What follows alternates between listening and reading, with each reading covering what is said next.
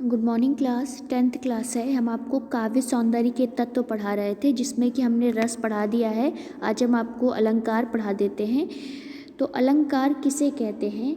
काव्य शोभा करण धर्म लिंगन करण पश्चते, अर्थात काव्य में शोभा बढ़ाने वाले धर्मों को अर्थात तत्वों को ही अलंकार कहते हैं। कुछ विद्वानों के अनुसार अलंकृते अनेन इति अलंकार, जो काव्य को अलंकृत या सुशोभित करे उसे हम अलंकार कहते हैं। तो अलंकार किसे कहते हैं कि काव्य की शोभा बढ़ाने वाले तत्वों को हम अलंकार कहते हैं, और जो काव्य को अलंकृत अथवा सुशोभित करे, उसे सुंदर बनाए, उसे अलंकार कहते हैं। अलंकार के प्रयोग से शब्द और अर्थ दोनों में चमत्कार उत्पन्न होते हैं, इसलिए काव्य सौंदर्य के लिए अलंकार को आवश्यक माना गया है कि जब अलंकार का प्रयोग हम शब्द और अर्थ दोनों में चमत्कार उत्पन्न करता है, इसीलिए काव्य सौंदर्य में अलंकार को आवश्यक माना गया है। अलंकार के दो भेद होते हैं, शब्दालंकार और अर्थालंकार।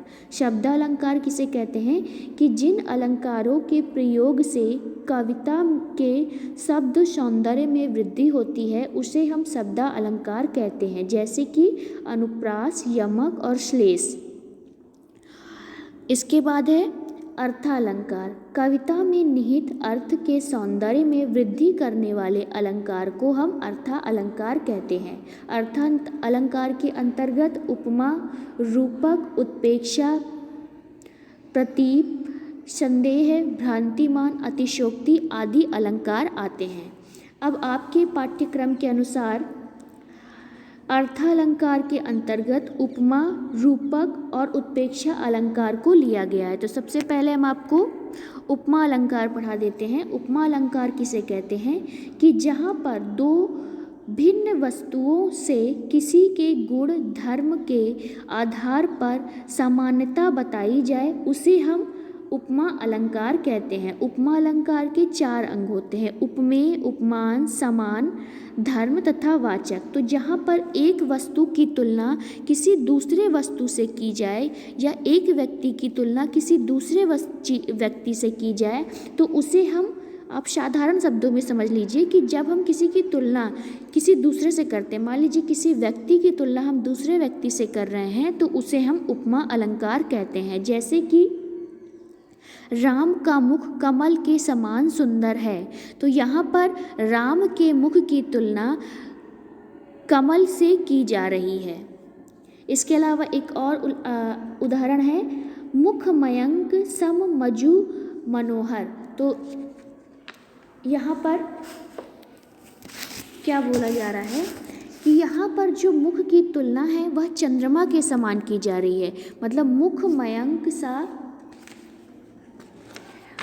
मयंक सा मजु मनोहर, कि यहाँ पर मुख की तुलना चंद्रमा के समान की जा रही है, इसीलिए इसे उपमा अलंकार कहते हैं। इसके बहुत सारे उदाहरण हैं, जैसे पीपर पात सरिस मंडोला, शीश मुख सुंदर चंद्र समाना, अनुलेपन सा मधुर स्पर्श था। ये हो गया उपमा अलंकार। अब है रूपक अलंकार। रूपक अलंकार किसे कहते हैं कि जहाँ पर उपमेय और उपमान में कोई भिन्नता प्रदर्शित न की जाए, वहाँ पर हम रूपक अलंकार कहते हैं। जहाँ पर कोई भी भिन्नता नहीं होती या प्रदर्शित न की जाए, उसे हम रूपक अलंकार कहते हैं। जैसे कि चरण कमल बंदौ हरिराई, तो यहाँ पर चरण क्या है? उपमेय है, और कमल क्या है? उपमान है। तो यहाँ पर क्या हो रहा है? चरण का भेद रहित आरोप है कि चरणों का यह जो है चरण वह उपमेय है और कमल उपमान है, का भेद रहित आरोप है, तो इसीलिए यहाँ पर रूपक अलंकार होता है। इसके बाद है, इसके बहुत सारे उदाहरण हैं, जैसे कि भजमन चरण कवल अविनाशी, मनुपद कमल बंदी दो भ्राता, अपने अनल विशिख सा आकाश जगमगा दे। तो देखिए इसको आप एक सरल भाषा में भी समझ सकते हैं कि जहाँ पर योजक चिन्ह आप देख रहे होंगे एक डैश का निशान लगा है जितने भी उदाहरण लिखे हुए हैं। तो जहाँ पर योजक चिन्ह लगा होता है वहाँ पर रूपक अलंकार होता है। तो आप इसे अगर पहचानना चाहो तो इस तरीके से पहचान सकते हैं कि जहाँ पर योजक चिन्ह लगा होता है वहाँ पर रूपक अलंकार होता है। अगला है उत्प्रेक्षा अलंकार।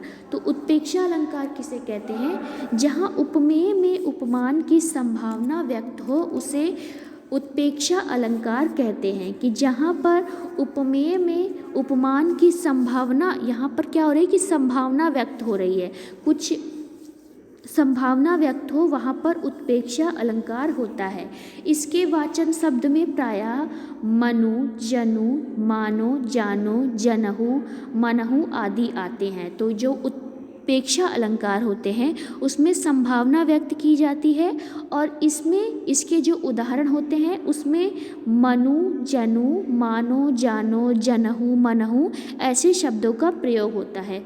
उदाहरण के लिए देख लीजिए, सोहत ओढ़े प्रीत पटु श्याम सलोने गात, मनो नीलमणि शैल पर अतपु परयो प्रभात। तो यहाँ पर मनो शब्द आया है तो इसलिए उत्प्रेक्षा अलंकार हो गया। उपयुक्त उदाहरण में श्री कृष्ण के श्यामला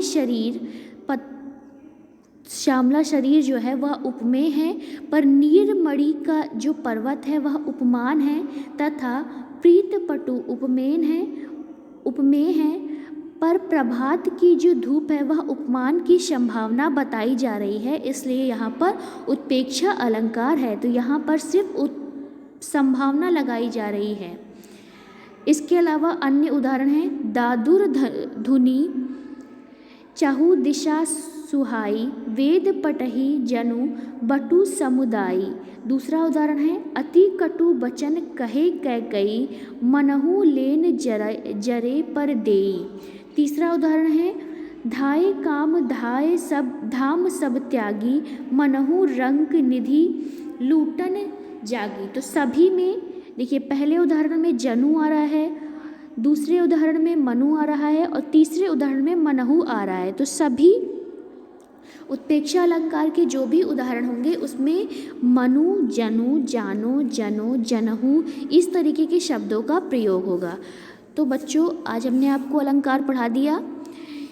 अब हम आपको काव्य सौंदर्य के तत्व जिसे छंद के तीसरा जो छंद होता है उसे अगली वीडियो में पढ़ा देंगे। आज के लिए बस इतना ही।